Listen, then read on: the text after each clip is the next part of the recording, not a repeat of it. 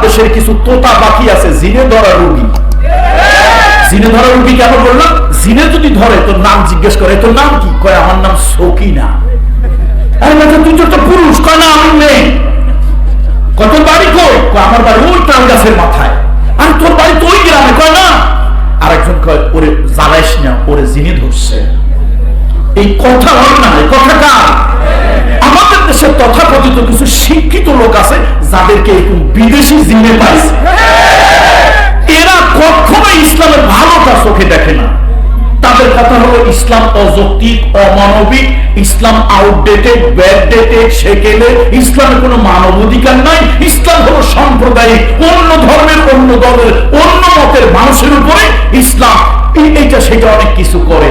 কিন্তু এই গাধাগুলো, এই সামারগুলো, এই মূর্খগুলো, এই অন্ধগুলো, এই জ্ঞান পাপীগুলো, এই বুদ্ধি প্রতিবন্ধীগুলো জানে না পৃথিবীতে মানবাধিকার, সাম্য, মৈত্রী, ভ্রাতৃত্ব, মানুষের অধিকার, মর্যাদা, মানুষের মর্যাদা একমাত্র মানুষের মর্যাদা এনে দিয়েছে ইসলাম। একবার শিয়ালেরা মিছিলে নামছে। কারা নামছে মিছিলে? শিয়াল। শিয়ালেরা মিছিলে নামছে। কয় যে গৃহস্থ এই যে মুরগি সন্ধ্যাবেলায় খোয়ারে দেয়, এটা একটা অমানবিক কাজ, এটা তার অধিকার নষ্ট। এখন সবাই কারণ ভালোই শিয়ালেরও মানবতার বোধ আছে, সে মুরগির জন্য আজকে মিছিল করছে। আর একজন কয় মিয়া উদ্দেশ্য কি বোঝো? শিয়ালের মিছিলের উদ্দেশ্য বোঝো? মুরগি গেরস্ত ছেড়ে দে, সন্ধ্যাবেলা সেখান দিয়ে ঘুরে বেড়া, আর শিয়ালের যেন বধ করতে ধরে খাইতে যেন সুবিধা। বোঝো না? এদেশের কিছু বাম মানসিকতার কিছু শিয়াল আছে, নারীকে উপভোগ করার জন্য তাদের এক নম্বর বাধা হলো ইসলাম। কোরআন কারীমের সূরা আস-সাফ, এই সূরাটা অবতীর্ণ হয়েছিল মদিনা মুনাওয়ারায়। সূরা অবতীর্ণ হলো। মক্কার সূরাগুলো ছিল একরকম, মদিনার সূরাগুলোর মেজাজ একটু ভিন্ন রকম। মক্কায় রাসূলুল্লাহ সাল্লাল্লাহু আলাইহি ওয়াসাল্লাম নির্যাতিত হয়েছেন, নিগৃহীত হয়েছেন, অত্যাচারিত হয়েছেন, মাজলুম হয়েছেন, কঠিন অত্যাচার ভোগ করেছেন রাসূলুল্লাহ সাল্লাল্লাহু আলাইহি ওয়াসাল্লাম এবং তার সাহাবীরা। কিন্তু আলহামদুলিল্লাহ মদিনায় যখন গেলেন, দিন পরিবর্তন হলো, দিন ঘুরে গেল। আল্লাহ রাসূল সাল্লাল্লাহু আলাইহি ওয়াসাল্লাম একটি ইসলামী স্টেট কায়েম করলেন এবং সেই স্টেটের তিনি প্রধান হলেন। একদিকে তিনি মসজিদ নববীর ইমাম ও খতিব, আরেকদিকে তিনি আল্লাহ নবী বাশীর ওয়া নাযীর, আরেকদিকে হলেন তিনি রাষ্ট্রের প্রধান। এতগুলো ক্ষমতা পাওয়ার পরেও নবী কিন্তু পরিবর্তন হননি। নবীর আচার আচরণ, তার মানবিক যে গুণ, আল্লাহু আকবার, গোটা পৃথিবীর মানুষকে মুগ্ধ করেছে। দেখুন, অস্ত্র দিয়ে সম্পদ দখল করা যায়, অস্ত্র দিয়ে ক্ষমতা দখল করা যায়, অস্ত্র ভয় দেখিয়ে চেয়ার দখল করা যায়, কিন্তু পৃথিবীর কোন নজির নাই অস্ত্র দিয়ে মানুষের হৃদয় দখল করা যায়। এর কি কোন নজির আছে পৃথিবীতে?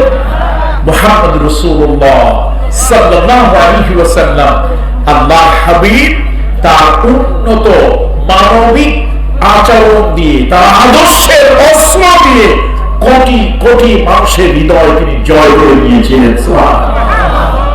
আজকে সেই রাসূলুল্লাহ সাল্লাল্লাহু আলাইহি ওয়াসাল্লাম মদিনার জীবনের কি গুরুত্বপূর্ণ কয়েকটি বিষয় আমি 8 নম্বর আয়াত থেকে তেলাওয়াত করেছি। হাদিসের মধ্যে আসছে, এটা হলো তিরমিজি শরীফের 3309 নম্বর হাদিস। তিরমিজি শরীফের হাদিস কানা, এটা রাসূলুল্লাহ সাল্লাল্লাহু আলাইহি ওয়াসাল্লামের সাহাবী আব্দুল্লাহ ইবনে সালাম থেকে বর্ণিত। আল্লাহ নবী, বিশ্ব নবী মুহাম্মদুর রাসূলুল্লাহ সাল্লাল্লাহু আলাইহি ওয়াসাল্লাম, তার সাহাবীরা একদিন বসে নিজেরা পরামর্শ করছিলেন। عن عبد الله بن سلام قال قعدنا نفر من أصحاب رسول الله صلى الله عليه وسلم فتذاكرنا فقلنا لو نعلم أي الأعمال أحب إلى الله لا علمنا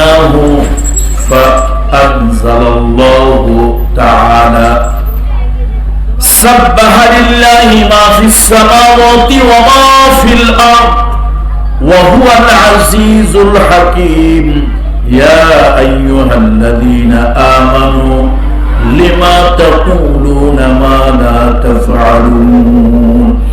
আল্লাহ নবীর সাহাবী আব্দুল্লাহ ইবনে সালাম বলেন, আমরা কিছু সাহাবীরা এক জায়গায় বসে পরামর্শ করছিলাম আর বরাবরই করছিলাম আল্লাহর কাছে কোন আমলটা প্রিয়, আল্লাহর কাছে কোন আমলটা প্রিয় সেটা যদি আমরা জানতে পারতাম তাহলে বেশি বেশি করে ওই আমলটা আমরা করতাম।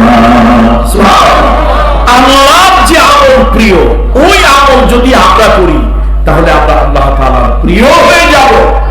এই চিন্তা করে তারা এই আমলটা করলে মানে বলতেছিলেন যে কোন আমলটা আল্লাহ তাআলার কাছে অধিক প্রিয় যদি আমরা জানতাম। তখন রাসূলুল্লাহ সাল্লাল্লাহু আলাইহি ওয়াসাল্লামের কাছে রূহুল আমিন জিবরাইল এলো এবং সূরা আস-সাফ অবতীর্ণ করলো।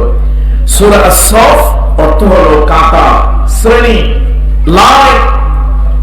আস-সাফ আল্লাহ তাআলা জানিয়ে দিলেন, ও সাহাবীরা তোমরা পড়েছো আল্লাহর কাছে কোন আমলটা প্রিয়, এটা যদি তোমরা জানতে তাহলে ওই আমলটা বেশি করে করতে।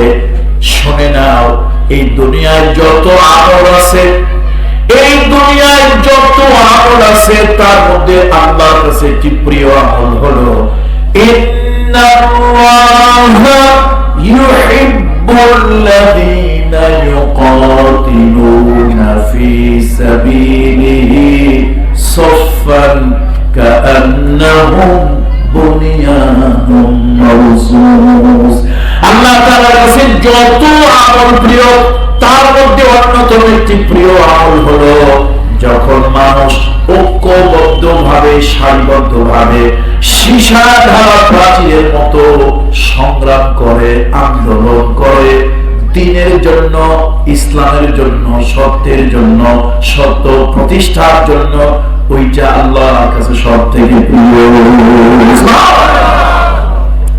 আজকে এই আয়াত আমি কেন পড়লাম? কি আমার একটা উদ্দেশ্য আছে না? বলেন। আপনারা আসছেন একটা উদ্দেশ্য নিয়ে ওয়াজ শুনবেন, আমি আসছি একটা উদ্দেশ্য নিয়ে ওয়াজ করব। তাহলে কোন উদ্দেশ্য নিয়ে আমি এটা তেলাওয়াত করলাম? আমি জানি আজকের যারা শ্রোতা তাদের মেজরিটি পার্সেন্ট হচ্ছে ইয়াং জেনারেশন। এই যুব শ্রেণী সমাজ পাল্টাতে পারে, এই যুব শ্রেণী আমাদের অধপতিত সমাজটাকে পরিবর্তন করতে পারে, মুসলিম মিল্লাতকে পরিবর্তন করতে পারে। সুতরাং তাদেরকে লক্ষ্য রেখে আজকে আমি তেলাওয়াত করেছি সূরা আস-সাফের ৮ নম্বর আয়াত থেকে। সেখান থেকে একটু অর্থ আমি আপনাদের সামনে করছি।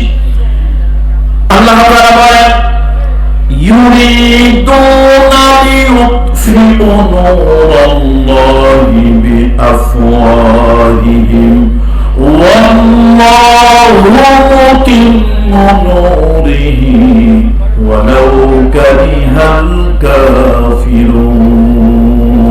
আল্লাহ তাআলা বলেন, কিছু লোক চায়, কিছু মানুষ চায় মুখে ফু দিয়া আল্লাহ দ্বীনের আলো নিভায় দিতে চায় মুখের ফুৎকার দিয়ে। অথচ আল্লাহ বলেন, ওয়াল্লাহু মুতিম্মু নূরিহি, আর আল্লাহ তাআলা তার আলোকে তিনি প্রজ্বলিত করবেন।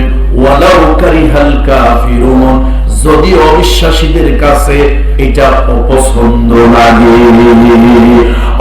অবিশ্বাসীরা অপছন্দ করে ইসলাম প্রজ্বলিত হোক, ইসলামের আলো প্রজ্বলিত হোক, ইসলামের আদর্শ সমাজে রন্ধ্রে রন্ধ্রে ছড়িয়ে পড়ুক, এইটা অবিশ্বাসীরা অপছন্দ করে। আর এই জন্য ইসলামের আলো তারা নিভিয়ে দেওয়ার জন্য নানামুখী ষড়যন্ত্র করে। আল্লাহ বলেন, আমি আল্লাহ তাআলা আমার দ্বীনের নূরকে, আমার ইসলামের নূরকে, আমার ইসলামের আলোকে আমি ছড়িয়ে দিতে চাই। অবিশ্বাসীরা যত অপছন্দ করুক না কেন। সমাজে দুই শ্রেণীর লোক, এক শ্রেণীর লোক শুধু কথায় আছে কাজে নাই, কথায় আছে কাজে নাই। ওই যে কিছু কিছু মুনাফিকেরা সাহাবীদের সাথে বসছে, সাহাবীরা বলাবলি করতেছিল, ভাই কোন আমলটা আল্লাহর কাছে প্রিয় সেটা যদি আমরা জানতাম তাহলে ওই আমলটা আমরা করতাম। আল্লাহ তাআলা জানিয়ে দিলেন, শোনো তোমরা যখন চাইছো কোন আমলটা আল্লাহর কাছে প্রিয় জানতে চেয়েছো, আমি জিবরাইলের মাধ্যমে আমার রহমতের নবীর কাছে জানিয়ে দিলাম, তোমরা ইসলামকে প্রতিষ্ঠার জন্য, ইসলামকে বাস্তবায়নের জন্য তোমরা সীসা ধারা প্রাচীরের মতো সংগ্রাম করো। এখন কিছু লোক পিছু হতে গেল, কয় যে বাইরে এখানে তো বোধহয় আবার মারামারি আছে। এরা হলো মুনাফিক। এরা হলো কি জোরে বলো? মুনাফিক। সাহাবীদের ভিতরে কি মুনাফিক আছে? না, সাহাবীদের মধ্যে মুনাফিক নাই। আসলে মুসল্লি কখনো জুতা চোর হয় না। মুসল্লি কখনো, বলেন মুসল্লি কখনো, বরং জুতা চোরেরা জুতা চুরির সুবিধার্থে মুসল্লির বেশ ধর। জুতা চোরেরা জুতা চুরির সুবিধার্থে কার মতো ভেজ ধরে? মুসল্লির মতো ভেজ ধরে। তাহলে আমরা কথা বলতে পারি, মুসল্লিরা কখনো জুতা চুরি, বরং জুতা চোরেরা চুরি করার স্বার্থে কার ভেজ ধরে? কিছু সুযোগ সন্ধানী লোক সাহাবীদের মধ্যে ঢুকে তারা সুযোগ তালাশ করে। দেখেন না, কিছু লোক আছে সুবিধা আছে যেখানে তারা আছে সেখানে, সুবিধা নাই যেখানে তারা থাকে না। কিছু লোক আছে বৃষ্টি হলেই সুবিধার জন্য গিয়ে একটা ছাতি ধরে, এরকম লোকজন নাই? আমাদের বাংলাদেশে বোধ হয় নাই, শুধু মক্কায় আর আরবে ছিল, আমাদের দেশে নাই?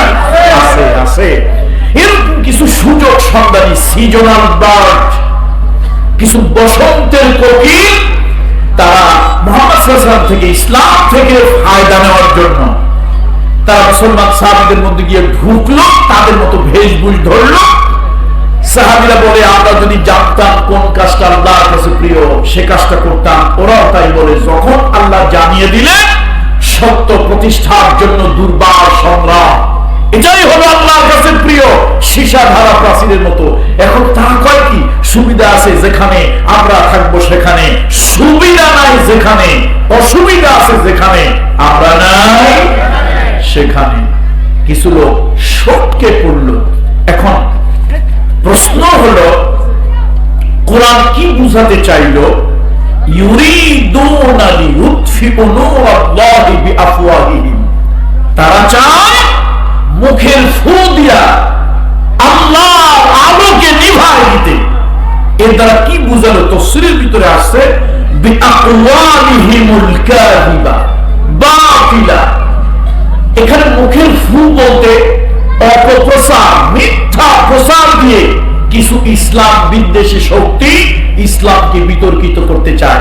দেখবেন কিছু লোক তাদের প্রচারই সবসময় ইসলাম জঙ্গিবাদের ধর্ম, ইসলাম অশান্তির ধর্ম, ইসলাম উগ্রবাদের ধর্ম, অমক উপাসনালয়ে আক্রমণ ইসলামী লোকজন করেছে ইত্যাদি ইত্যাদি। আরে ভাই, পৃথিবীতে সাম্য, ভ্রাতৃত্ব, মৈত্রী, মানবাধিকার যা কিছু অবশিষ্ট আছে ইসলামের কারণেই আছে। কার কারণে আছে? ইসলামের কারণে আছে। ইসলাম বলেছে মানুষের চামড়া সাদা কালো হতে পারে, কিন্তু সাদা কালো মানুষ কোনো পার্থক্য নাই। মানুষে মানুষের ডিসপ্যারিটি, মানুষে মানুষের বৈষম্য থাকতে পারে না। ইসলাম সাদা কালো বৈষম্য দূর করেছে। আপনি দেখেন পৃথিবীতে শোষণ কারা করে? যারা ধনী তারা গরিবদেরকে সবসময় শোষণ করে। ইসলাম ধনীরা যেন আরো ধনী, অর্থাৎ আঙ্গুল ফুলে, আগে হয়তো কলা গাছ, এখন কিন্তু আর কলা গাছ হয় না, এখন আঙ্গুল ফুলে হয় বট গাছ। আগের দিনে আঙ্গুল ফুলে কি হইতো?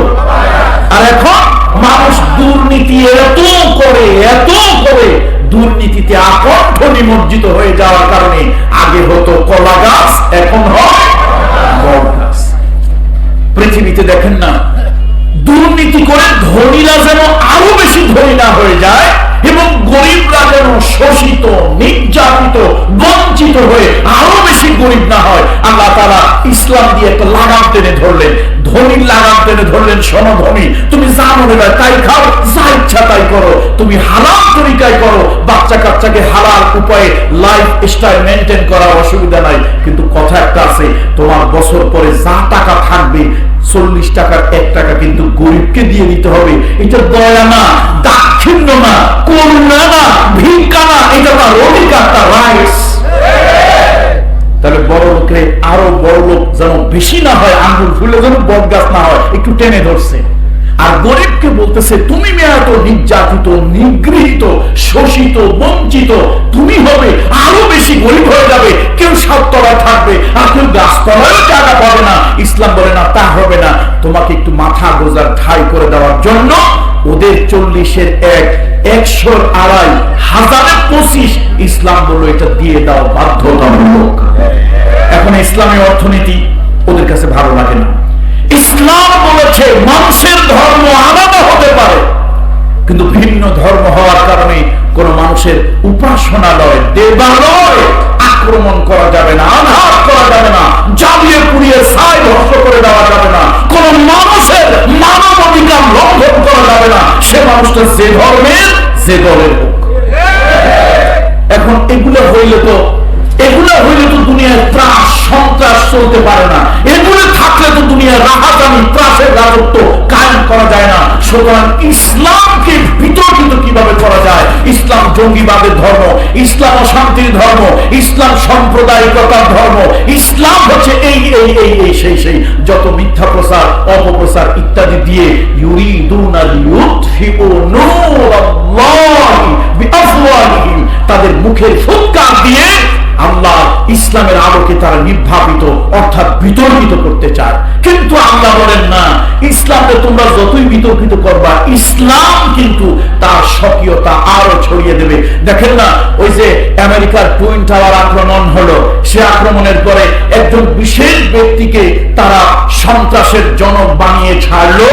মানুষের ভিতরে কিউরিসিটি হলো, এইটা আবার কোন ধর্ম, ধর্মের কারণে এই হয় সেই হয় ইত্যাদি ইত্যাদি জানতে গিয়ে হাজার নয় লক্ষ লক্ষ তরুণ যুবক ইসলাম ধর্মে দীক্ষিত হলো।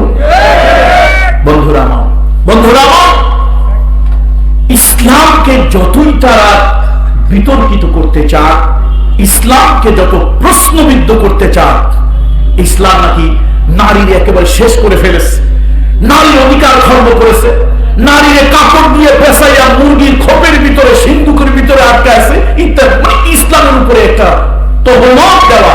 অথচ সেই যুগের একজন শিক্ষিত লোক, অ্যালফাবেটিক নলেজ যার ছিল, আক্ষরিক জ্ঞান ছিল, যিনি লেখাপড়া জানতেন এবং সমাজে যিনি নেতৃত্ব দিয়েছেন, তিনি হলেন ওমর ইবনুল খাত্তাব, সকলে পড়েন রাদিয়াল্লাহু তাআলা আনহু। তিনি কি বলেছেন তার কথা শুনেন। সাইয়েদনা ওমর বলেন, ওয়াল্লাহি ইন্না কুন্না ফিল জাহিলিয়াতি মা নাউদ্দু লিন-নিসাই আমরান হাত্তা নাযালাল্লাহু লাহুন্না মা নাযালাত ওয়া কাসসামাল্লাহু লাহুন্না মা কাসসামা। আল্লাহর কসম, ইসলাম যখন ছিল না, নবী মুহাম্মদ যখন নবী হয়ে আসে না, আল্লাহর কসম নারীর কোনো সম্মান ছিল না, মর্যাদা ছিল না, ইজ্জত ছিল না। সমাজের নারীকে আমরা কোনো মানুষ হিসাবে গণ্য করতাম না।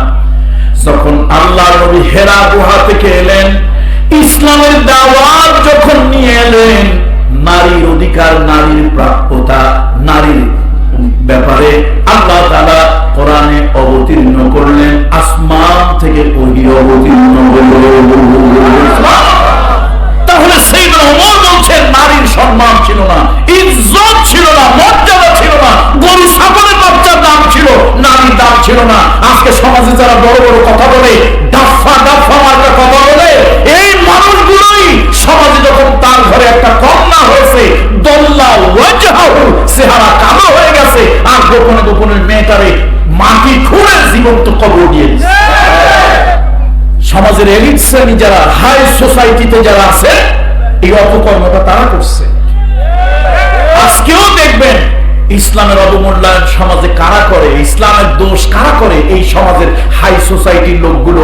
তার কারণ ইসলাম যদি থাকে লাল নীল বোতল খাওয়া যায় না, ইসলাম যদি থাকে অত্যাচার নির্যাতন করা যায় না, ইসলাম যদি থাকে নারীর অধিকার ভুলঞ্চিত করা যায় না। একবার এবার শিয়ালেরা মিছিলে নামছে। কারা নামছে মিছিলে? শিয়ালেরা মিছিলে নামছে। কয় যে গৃহস্থ এই যে মুরগি সন্ধ্যাবেলায় খোয়ারে দেয়, এটা একটা অমানবিক কাজ, এটা তার অধিকার নষ্ট। এখন সবাই তো ভালোই, শিয়ালেরও মানবতার বোধ আছে, সে মুরগির জন্য আজকে মিছিল করছে। আর একজন কয় মিয়া উদ্দেশ্য কি বোঝো, শিয়ালের মিছিলের উদ্দেশ্য বোঝো, মুরগি গেরস্ত ছেড়ে দে, সন্ধ্যার বেলা সেখান দিয়ে ঘুরে বেড়া, আর শিয়ালের যেন বধ করতে ধরে ধরে খাইতে যেন সুবিধা। বোঝো না, এদেশের কিছু বাম মানসিকতার কিছু শিয়াল আছে, নারীকে উপভোগ করার জন্য তাদের 1 নম্বর বাধা হলো ইসলাম। সুতরাং আজকে আমি এখান থেকে তেলাওয়াত করার উদ্দেশ্য হলো যুবকদেরকে জিহাদে নামতে হবে। তবে সে জিহাদ অস্ত্রের জিহাদ নয়, সে জিহাদ কাটাকাটি হানাহানি রক্তের জিহাদ নয়। জিহাদ শুনলে তো অনেকের আবার চুলকানি হয়, অ্যালার্জি হয়। এই সকল লোকগুলোর রক্ত ইমানের ল্যাবরেটরিতে নিয়ে টেস্ট করা দরকার, এগুলো মুসলমানের রক্ত না মুনাফিকের রক্ত। বন্ধুরা আমার, ইসলাম কখনো নেভার এভার, ইসলাম কখনো কোন ভিন্ন মতের মানুষকে জ্বালিয়ে পুড়িয়ে দেওয়া, ভিন্ন ধর্মের মানুষের আঘাত করা, তার ধর্মীয় স্বাধীনতায় হস্তক্ষেপ করা, ইসলাম সাদা কালোর মধ্যে ব্যবধান করা, ইসলাম মানুষের সামাজিক মৌলিক অধিকার ক্ষুণ্ণ করা, এই কাজটি ইসলাম কখনো করেনি। নবী মুহাম্মদ রাসূলুল্লাহ সাল্লাল্লাহু আলাইহি ওয়াসাল্লাম এই পথটা কখনো দেখাননি। আলহামদুলিল্লাহ। এই জন্য আজকে যুবকদেরকে জিহাদের ডাক দিচ্ছি। তবে সে জিহাদ হলো ইসলামকে মানবিক, এই কথা গোটা পৃথিবীর কাছে আজকে তুলে ধরবো, এটাই হবে আমাদের সংগ্রাম। রাজি আছি তো আমরা? আজকে ইসলামকে তুলে ধরবো, ইসলামকে। আজকে দুর্ভাগ্য আজকে আমরা যার নিজের চিন্তা নিয়ে, আমি হানাফি নিয়ে আমি ব্যস্ত হয়ে পড়েছি, আমি শাফেঈ নিয়ে পড়ে আছি, আমি তরিকতের লোক তরিকত নিয়ে পড়ে আছি, আমি তাবলীগের লোক তাবলীগ নিয়ে পড়ে আছি, আমি বিদেশি পীরের মুরিদ বিদেশি পীর নিয়ে পড়ে আছি, আমি একটা দল সংগঠন করি ওইটা নিয়ে পড়ে আছি। আরে ভাই, তুমি ইসলাম নিয়ে পড়ে থাকো। তুমি যদি তোমার দল, তুমি যদি তোমার মত, তুমি যদি তোমার আদর্শ প্রতিষ্ঠা করতে যাও, তাহলে ইসলাম প্রতিষ্ঠা কখন হবে? এই জন্য তোমার মাযহাব ইসলাম, তোমার দল ইসলাম, তোমার সংগঠন ইসলাম, তোমার ঠিকানা ইসলাম, তোমার মতাদর্শ ইসলাম, তোমার চিন্তা ইসলাম, তোমার চেতনা ইসলাম, তোমার কণ্ঠ ইসলাম, তোমার প্রতিবাদ ইসলাম, তোমার বাঁচা ইসলাম, তোমার মরা ইসলাম, তোমার জিন্দেগির নাম হলো ইসলাম। এর বাহিরে কিছু বুঝি না, এর বাহিরে কিছু বুঝি না। ঠিক কিনা জোরে বলুন। আজকে বিশ্বের দরবারে ইসলামকে তুলে ধরতে চায়। ইসলাম কি? আজকে পেপার পত্রিকার মিডিয়াগুলো, হলুদ মিডিয়াগুলো আজকে সন্ত্রাসবাদ জঙ্গিবাদের সাথে অমানবিক কাজের সাথে ইসলামকে জড়িয়ে দেয়। আর আমার দেশের কিছু তোতা বাকি আছে জিনে ধরা রোগী। জিনে ধরা রোগী কেন বললাম? জিনে যদি ধরে তোর নাম জিজ্ঞেস করে, তোর নাম কি? কয় আমার নাম সকিনা। তুই তো পুরুষ। কয় না আমি নেই। কত বাড়ি কই? আমার বাড়ি ওই তাল গাছের মাথায়। আর তোর বাড়ি তো ওই গ্রামে। কয় না। আরেকজন কয় ওরে জ্বালাইস না, ওরে জিনে ধরছে। এই কথা হয় না, এই কথা কার? আমাদের দেশে তথাকথিত কিছু শিক্ষিত লোক আছে যাদেরকে এরকম বিদেশি জিনে পাইছে। এরা কখনো ইসলামের ভালোটা চোখে দেখে না। তাদের কথা হলো ইসলাম অযৌক্তিক, অমানবিক, ইসলাম আউটডেটেড, ব্যাকডেটেড, সেকেলে, ইসলামের কোনো মানব অধিকার নাই, ইসলাম হলো সাম্প্রদায়িক, অন্য ধর্মের, অন্য দলের, অন্য মতের মানুষের উপরে ইসলাম এইটা সেটা অনেক কিছু করে। কিন্তু এই গাধাগুলো, এই সামারগুলো, এই মূর্খগুলো, এই অন্ধগুলো, এই জ্ঞান পাপীগুলো, এই বুদ্ধি প্রতিবন্ধীগুলো জানে না পৃথিবীতে মানব অধিকার, সাম্য, মৈত্রী, ভ্রাতৃত্ব, মানুষের অধিকার, মর্যাদা, মানুষের মর্যাদা একমাত্র মানুষের মর্যাদা এনে দিয়েছে ইসলাম। এই জন্য আসুন, আয়াতটা কি সুন্দর আয়াত। আল্লাহ বলেন ইউরিদুনা লিইউতফিউ নূরাল্লাহ। এখানে নূর আল্লাহ ইয়ানি ইসলাম, আল্লাহর দ্বীনকে কিছু লোকেরা ফু দিয়ে নিবাই দিতে চায়। এখন ফু দিয়ে কেমনি নিবাই? ওই যে বলছিলাম যে তাফসীরে আছে বি আকওয়ালিহিমুল কাযিবা বাতিলা, মিথ্যা অপপ্রচার দিয়ে। বন্ধুরা আমার, মোমবাতির আলো, মোমবাতির আলো, চেরাগের আলো ফু দিয়া নিভানো যায়। পৃথিবীতে 600-700 কোটি মানুষ, 700 কোটি মানুষ মিলে যদি চেষ্টা করে সূর্যটাকে ফু দিয়ে নিভায় দেবে, পৃথিবীর 600-700 কোটি মানুষ একত্রিত হইয়া ফু দিয়া ইসলামকে নিভাতে পারবে না। আমার ভাইরা, সূর্য তো দূরের কথা, বাংলাদেশে 18 কোটি জনগণ, এই বাংলাদেশের 18 কোটি জনগণ মিলে যদি 500 পাওয়ার, 1000 পাওয়ার, একটা 1000 পাওয়ারের বাল্ব যদি নিভাতে চায়, 18 কোটি মানুষ একসঙ্গে যদি ফু দেয়, মুখ ব্যথা হয়ে যাবে, ইলেকট্রিসিটির লাইট নিবে না। ইলেকট্রিসিটির লাইট যদি নিভাতে চাও, সুইচে হাত দাও। ও দুনিয়ার ইসলাম বিদ্বেষীরা, ও মিথ্যা প্রচারকারীরা, যারা ইসলামকে জঙ্গিবাদ, মৌলবাদ, সন্ত্রাসের ধর্ম, সাম্প্রদায়িকের ধর্ম বলে ইসলামকে যারা মিথ্যা প্রচার করো, ভালো করে শুনে রাখো, তোমরা হাজারো যদি অপপ্রচার, মিথ্যা প্রচার নামক ফু দিয়া ইসলাম নিভাতে চাও, আল্লাহর কসম মুখ ব্যথা হয়ে যাবে, ইসলাম নিবে না। এই চেষ্টা তারা আগেও করেছে, এটা আমার কথা না, ইতিহাস বলে চেষ্টা আগেও করেছে। রাসূলুল্লাহ সাল্লাল্লাহু আলাইহি ওয়াসাল্লামকে ইসলামের দাওয়াত দেওয়া থেকে বিরত রাখতে নানান চেষ্টা তারা করেছে, অত্যাচার করেছে, নির্যাতন করেছে, মেরেছে, রক্তাক্ত করেছে। সুসময় বন্ধু বটে অনেকেই হয়, অসময় হায় হায় কেউ কারো নয়। রাসূলুল্লাহ সেই দুর্দিনের বন্ধু ছিলেন মা খাদিজা, রাসূলুল্লাহ সেই দুর্দিনের বন্ধু ছিলেন চাচা আবু তালিব, রাসূলুল্লাহর দুর্দিনের বন্ধু ছিল আমির হামজা, রাসূলুল্লাহর দুর্দিনের বন্ধু ছিল আবু উবাইদা ইবনুল জাররাহ, রাসূলুল্লাহর দুর্দিনের বন্ধু ছিল ওমর ইবনুল খাত্তাব। সুদিনের অনেক বন্ধু আছে যারা শুধু জিলাপি খায় আর রাসূলকে স্মরণ করে, দুর্দিনের বন্ধু ছিল, দুঃসময় বন্ধু, দুর্দিনের বন্ধু। তো বলতেছিলাম, এখন খানায় কাবার উত্তর দিকে সামান্য একটু পশ্চিম অ্যাঙ্গেলে একটি পরামর্শ সভা। আমি আবার অনুরোধ করছি, প্লিজ কয়েকজন যুবক ভাই একটু এই রাস্তাটা ক্লিয়ার রাখেন, আমরা কারো চলাচলে যেন কষ্ট না হয় বা অথবা একেবারে বন্ধ হয়ে না যায়, একটু চেষ্টা করুন প্লিজ। এটা আমাদের নৈতিক দায়িত্ব। ওয়াজটা এটা যত জরুরি তার থেকে একজন পথিকের পথ ছেড়ে দেওয়া এর থেকে বেশি জরুরি। সুতরাং এটা একটু কয়েকজন যুবক ভাইরা একটু যদি চেষ্টা করেন, আল্লাহ আপনাদের অনেক সওয়াব দেবে, বিনিময় অনেক জাযা দেবে। আপনারা একটু চেষ্টা করবেন যাতে করে এরকম না হয়। বন্ধুরা আমার, বন্ধুরা আমার, রাসূলুল্লাহ সাল্লাল্লাহু আলাইহি ওয়াসাল্লামকে অত্যাচার করেছে, রক্তাক্ত করেছে, কিন্তু ইসলামের দাওয়াত, বলেন ইসলামের দাওয়াত শোনেন, অত্যাচার করে যখন কাজ না হয় তখন কিন্তু লোভ দেয়, আবার লোভ দিয়ে যখন কাজ না হয় তখন অত্যাচার করে। এদেশের অনেক মোল্লা মৌলবীর অনেকে অনেক বড় কিছু দেখাইছে, কিছু লোক লোভ পাইয়া, স্বার্থ পাইয়া কাইত হইয়া চিত হয়ে শুরু করছে, আবার কিছু লোক ভেঙে গেছে বলে মস্কান। বন্ধুরা আমার, গিয়ে তারা লোভ দিল রাসূলুল্লাহ সাল্লাল্লাহু আলাইহি ওয়াসাল্লামের জীবন সঙ্গিনী মা খাদিজা বিনতে খুয়াইলিদ বেঁচে আছে। চিন্তা করলো এই মহিলার দিয়ে কাজ হবে না, তার কারণ মহিলা নামে মহিলা, কিন্তু আদর্শিক ভাবে হাজার লক্ষ কোটি মানুষ থেকেও তিনি কঠিন ছিলেন,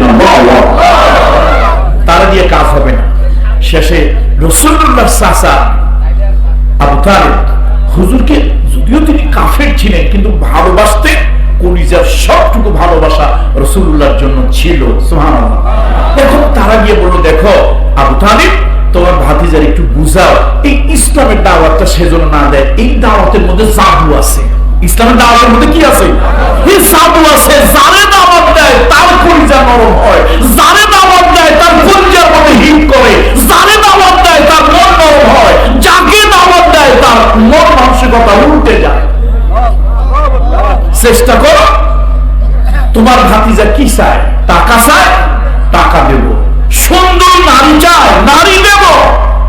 লাল উট লোভনীয়, এখন যেরকম পাজেরো গাড়ি, প্রাডো গাড়ি, তারপরে মার্সিডিজ বেঞ্জ, এরকম খুব দামি গাড়ি লোভনীয়। এই গাড়ির জন্য কত মানুষ কত অকাম করে, 2 নম্বরই 6 নম্বরই কাজ কারবার করে। সেই যুগে ছিল লাল উট লোভনীয়। এই লাল উটটা খুব লোভনীয়। বলা হলো, আবু তালিব তোমার ভাতিজা যদি এই ইসলামের দাওয়াত থেকে বিরত থাকে, দাওয়াত দেবে না। সে যা মনে হয় তাই করুক, মক্কার ঘরে নামাজ পড়ুক, আরো যা যা মনে হয় তাই করুক, শুধু কি করবে না বলুন তো? না, কিসের দাওয়াত? ইসলামের দাওয়াত। এই দাওয়াত মানে হালুয়া রুটি খাওয়ার দাওয়াত না। কোন দাওয়াত? ইসলামের দাওয়াত, হকের দাওয়াত, সত্যের দাওয়াত দেবে না। এটা যদি রাজি হয়, আমরা তাকে টাকা দেব, পয়সা দেব, সুন্দরী নারী দেব, নেতৃত্ব দেব, খানায় খাবার কিছু জায়গা তার জন্য খালি করে দেব। আল্লাহ নবী উত্তর দিয়েছিলেন, চাচা মায়ের গর্ভে থাকতে বাবাকে হারালাম, 6 বছর বয়সের সময় মাকে হারালাম, 8 বছর বয়সের সময় দাদাকে হারালাম। আপনার স্নেহ মমতা এই পর্যন্ত বড় হয়েছি, পিতার চোখে আপনাকে দেখি। ও চাচা, আপনি আমাকে কোন প্রস্তাব দেন সেটা অস্বীকার করা, ডিনাই করা আমার জন্য তো শোভনীয় নয়।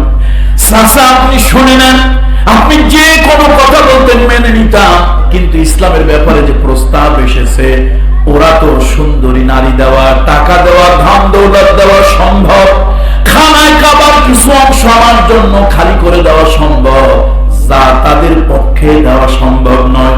অর্থাৎ আকাশের ওই চাঁদ, আকাশের ওই সূর্যটা ছিনিয়ে এনে আমার 2 হাতে যদি দিয়ে দেওয়া হয়, এর বিনিময়ে মুহাম্মদ ইবনে আব্দুল্লাহ ইসলামের দাওয়াত বন্ধ করে দেবেন। আমার বন্ধুরা, এই যে ইসলামের দাওয়াত চললো, এবার তারা কি করলো? ষড়যন্ত্র করলো। ওই যে মুখের ফু দিয়া ইসলাম নিভায় দেওয়ার জন্য, অর্থাৎ অপপ্রচার, মিথ্যা প্রচার দিয়ে দিনকে নিভিয়ে দেওয়ার জন্য। খানায় খাবার উত্তর পশ্চিমে একটা বৈঠকখানা ছিল, ওইটা একটা পার্লামেন্ট, ওইটা একটা লোকসভা, ওইটা একটা পরামর্শের জায়গা, নাম হলো দারুন নাদওয়া। দারুন নাদওয়ার মধ্যে সবাই বসলো, আবু জাহেল, আবু লাহাব, উতবা, সাইবা, ওয়ালিদ ইবনে মুগীরা, আবু সুফিয়ান, সবাই বসলো। তারা পরামর্শ করলো, ইসলামের দাওয়াত যদি এরকম চলতে থাকে, তাহলে কিন্তু ইসলাম আর মক্কায় থাকবে না, বাহির বিশ্বে চলে যাবে। কি করা যায়? ইসলাম বড় সংঘাতী, এটা বেঁধে রাখা যায় না, আটকে রাখা যায় না। তোমরা চেষ্টা করে দাওয়াত বন্ধ করতে হবে। সবাই মিলে বলল, একজন লোক পারবে, তার নাম ওয়ালিদ ইবনে মুগীরা। ওর মাথার মধ্যে অনেক শয়তানি বুদ্ধি আছে, ও একটা বুদ্ধি বার করতে পারবে কেমনে মুহাম্মদের বিরুদ্ধে পড়েন সাল্লাল্লাহু আলাইহি ওয়াসাল্লাম, কেমনে তার বিরুদ্ধে মিথ্যা প্রচার চালানো যায়, যে মিথ্যা প্রচার শুনে মুহাম্মদকে ঘৃণা করে, নাউযুবিল্লাহ, আস্তাগফিরুল্লাহিল আযীম, মুহাম্মদকে ঘৃণা করে লোকজন তার কাছে আসবে না। তারা বলল, বুদ্ধিটা খারাপ না, কাউরে কেউ হাতে মারে, কাউরে কেউ ভাতে মারে। হাতে মারা হলো দেখা যায়, ভাতে মারা কৌশল, এটা দেখা যায় না। কথা ঠিক কিনা বলো? এটা বুদ্ধির মার। ওরা ষড়যন্ত্র করলো, বুদ্ধির মার মুহাম্মদ সাল্লাল্লাহু আলাইহি ওয়াসাল্লামকে দেবে, অত্যাচার করেছে, নির্যাতন করেছে, স্টিম রোলার চালিয়েছে, কিন্তু ইসলামের দাওয়াত বন্ধ হয় না। এবার তারা ওয়ালিদ ইবনে মুগীরাকে দায়িত্ব দিল। ওয়ালিদ ইবনে মুগীরা বলল, ভাই শোনো, এই সামনে যুলকাদা মাস, 4টা মাস আরবদের কাছে খুব গুরুত্বপূর্ণ, তার মধ্যে 3টা মাসে তারা মারামারি, কাটাকাটি, ঝগড়া ইত্যাদি করতে চাইতো না। যুলকাদা, যুলহজ্জ, মুহররম, এই মাসগুলোতে বিভিন্ন জায়গা থেকে পর্যটকেরা আসতো আল্লাহর ঘর তওয়াফ করার জন্য, হজ করার জন্য। তবে অনেকেই খানায় কাবা তওয়াফ করতো উলঙ্গ হইয়া। উলঙ্গ কেন? তাদের কথা হলো, কাপড় চোপড়ের মধ্যে সুদের টাকা, ঘুষের টাকা আছে, এই সুদের টাকা, ঘুষের টাকা নিয়ে কেমনে দাঁড়ায় আল্লাহর কাছে। এই জন্য একেবারে জন্মদিনের ড্রেস পরে তারা কি করতো? খানায় কাবা তখনই এই গুনাহের কাপড় নেবে না, গুনাহ ছাড়বে না, তবে গুনাহের কাপড় নিয়ে কি করবে না, খানায় কাবা তওয়াফ করবেন। দেখছেন নি কোন জাতের মানুষ, মনে হয় যেন একেবারে জিলাপির মতো সোজা, এরকম মনে হয় না? কত বুদ্ধিমান, দেখছেন কত ভালো মানুষ। হারাম টাকার কেনা কাপড়, এটা দিয়ে আল্লাহর ঘর তওয়াফ করবো, দরকার নাই, এটা খুলে ফেলাইয়া ল্যাংটা হয়ে তওয়াফ করবো। তেমন কথা বলে না যে হারাম কাজ আর করবো না, হারাম পয়সা টাকা পয়সা দিয়া কাপড় চোপড়, এই কথা বলে না। এই চরিত্রের কিছু লোকজন এখনো দুনিয়ায় আছে না নাই? বন্ধুরা আমার, জুলকাদা মাস, বিভিন্ন জায়গা থেকে লোকজন আসতে লাগলো। ওরা একটা বুদ্ধিভিত্তিক চাল চালালো যে আমরা বিভিন্ন পয়েন্টে পয়েন্টে কিছু লোকজন রিক্রুট করব। তারা কি করবে, বিদেশি লোকজন আসলেই জিজ্ঞেস করবে কোথা থেকে আসছো, তাদেরকে একটু অভয় দেবে। এরপরে মুহাম্মদ ইবনে আব্দুল্লাহর ব্যাপারে তারা কিছু কথাবার্তা বলবে, যাতে ভয়তে লোকজন তার কাছে না যায়। যদি কাছে যায় তাহলে তো সমস্যা। মুহাম্মদ যে দাওয়াত দেয়, জাদুকরী ধর্মের দাওয়াত, আর যে মিলায় মিলায় কোরআন নামক মন্ত্র পড়ে, এটা শুনলেই মানুষ কাঁদে, পাগল হয়, নাম পরিবর্তন হয়, স্বভাব চরিত্র পরিবর্তন হয়, পোশাক আশাক পরিবর্তন হয়। যাই হোক, মুহাম্মদ ইবনে আব্দুল্লাহর কাছে কাউকে যেতে দেওয়া যাবে, এটা হলো বুদ্ধি কৌশল। তো কি করা যায়? ওয়ালিদ ইবনে মুগিরা বলল, আমি কাজটা করব। তার ব্যাপারে তো একটা মিথ্যা বলতে হয়, চোর ডাকাত বললে তো শুনবে না, পাগল বলতে হবে। কি বলতে হবে? আমার নবী পাগল, সে বলে ওর 14 গোষ্ঠী পাগল। আমার নবী পাগল, অসুস্থ না। রাসূলুল্লাহর পাগল বলেছে, আঘাতটা স্বয়ং আরশে আজিমে দিয়ে লাগছে। তার কারণ আল্লাহ তাআলা তার হাবিবে কিবরিয়ার উপরে আঘাত আসুক, এটা আল্লাহ সহ্য করতে পারেন। এখন জাবালে আবু কুবাইসের পাশে, সাফা পাহাড়ের পাশে, মারওয়ার পাশে, জাবলে ওমর, জাবলে কাবা, বিভিন্ন জায়গায় লোকজন নিযুক্ত করে দিয়েছে। এখন বিদেশ থেকে লোকজন আসলেই ওরা জিজ্ঞেস করে, মিন আইনা আনতুম, এ ভাই তোমরা কোথা থেকে আসছো? কয় যে মিনাল ইয়ামান, ইয়ামান থেকে আসছে। মিনাল শাম, আচ্ছা ভালো কথা। মারহাবান বিকুম, আহলান ওয়া সাহলান, মারহাবান, তোমাদের সুস্বাগতম। শোনো ভাই, আমরা হচ্ছি হাজিদের খেদমতকারী, খানায় কাবার মুতাওয়াল্লি, আমরা খানায় কাবার খাদেম। শোনো ভাই, তোমরা বিদেশি মানুষ, তোমাদের নিরাপত্তার দায়িত্ব আমাদের। যেখানে মনে চায় যাবা, যা মনে চায় করবা, সবকিছু দেখবা, শুধু একটি জায়গায় যাবে না, একটা মারাত্মক বিষয়। সেটা হলো এই কুরাইশ বংশে আব্দে মানান গোত্রে আব্দুল্লাহ একটা এতিম ছেলে আছে, নাম মুহাম্মদ। পড়েন না সাল্লাল্লাহু আলাইহি ওয়াসাল্লাম। এই ছেলেটা বদ্ধ পাগল, সাংঘাতিক পাগল। খবরদার, এই পাগলের কাছে গিয়ে তোমাদের কোনো ক্ষতি হোক তা আমরা চাই না। সুতরাং মক্কার শাসকদের পক্ষ থেকে তোমাদেরকে জানিয়ে দেওয়া হলো, বিদেশি লোকজন, তোমাদের নিরাপত্তার দায়িত্ব আমাদের, সব আমরা দেব। শুধু কয় জায়গা যাওয়া যাবে না। লোকটার নাম কি? তার সমস্যা কি? তিনি পাগল। আল্লাহ তাআলা জানিয়ে দিলেন, নূন ওয়াল কলামি ওয়া মা ইয়াসতুরুন মা আনতা বিনি'মাতি রাব্বিকা বিমাজনুন। আমি আল্লাহ কসম খাচ্ছি, ও দুনিয়ার মানুষ, আমি আল্লাহ কসম খেয়ে বলতেছি, আমার বন্ধু, আমার হাবিব, আমার রাসূল বাশীরা ওয়া নাযীরা, সুসংবাদ দানকারী, ভীতি প্রদর্শনকারী, আমার নবী, আমার রাসূল কখনো পাগল নয়। তোমরা কারে পাগল বলতেছো? তারে গালি দিলে আমার আরশে গিয়ে গালিটা লাগে। ওরা মিথ্যা প্রচার করতেছে। লোকজন কয়, ভাই ভালোই, তোমরা তো দেখা যায় ভালো মানুষ, না হলে এরকম একটা বিপদ থেকে বাঁচাই দিলে, যদি পাগলের কাছে যাইতাম একটা ক্ষতি হয়ে যেত। কিন্তু আল্লাহ তাআলা মানুষকে সৃষ্টি করেছে কিছু কিউরিসিটি, কৌতূহল দিয়ে। এটা মানুষের স্বভাবগত সৃষ্টিগত একটা প্রবৃত্তি। তার মধ্যে কিউরিসিটি আছে। কোন বিষয় যদি না করে, ওইটার প্রতি আগ্রহ মানুষের বাড়ে। যত না করবে তত আগ্রহ বাড়ে। এই যে যুবকেরা মাদক কেমনে ধরে বলেন তো? বাবা, ইয়াবা, তারপরে আইস, হেরোইন, প্যাথোডিন কিভাবে ধরে? অধিকাংশ গবেষণায় দেখা গেছে বিভিন্ন বন্ধু বান্ধবরা নেয়, আরেকজন কয় এটা দারুণ জিনিস, তার মধ্যে একটা কিউরিসিটি জাগে, জিনিসটা কেমন একটু দেখা দরকার। এই দেখতে গিয়ে যে কত অকামের সমুদ্রে কত যুবক হারায় গেছে, ঠিক না? খবরদার যুবক, এই অকামের সমুদ্রে ডোবা যাবে না। সব জায়গা কিউরিসিটি, কৌতূহল ভালো, তবে সব কৌতূহল ভালো নয়। এখন বিদেশি লোকজন খানায় কাবার তওয়াফ করছে, লাত, মানাত, উজ্জা, হুবুল বিভিন্ন দেবতার সামনে অর্ঘ্য নিবেদন করেছে, ভোগ প্রসাদ দিয়েছে। আবার কেউ কেউ একটু ওকাজ মেলা গিয়ে একটু লাল নীল পানিও খাইছে।